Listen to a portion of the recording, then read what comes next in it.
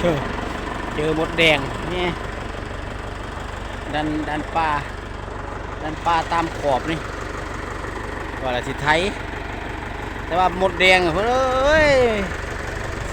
ผมก็บอกไปกินเนี่ย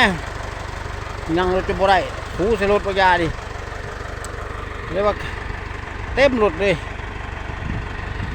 นี่สิเอาอันนี้โมกไว้ข้างนี่แหละแม่งมันกดเอาไว้เด้มันดันมาบ่ได้แบบนี้เลย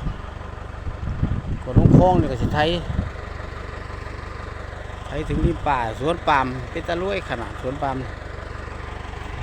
ปลูกก็ได้ปลูกทิมปลูกพวงอันนั้นทนละเจ้าก็ปลูกว่าปลูกดึงดินไว้บ่ให้เป็นที่ว่างเปล่าโอ้ถึงทงกูเลย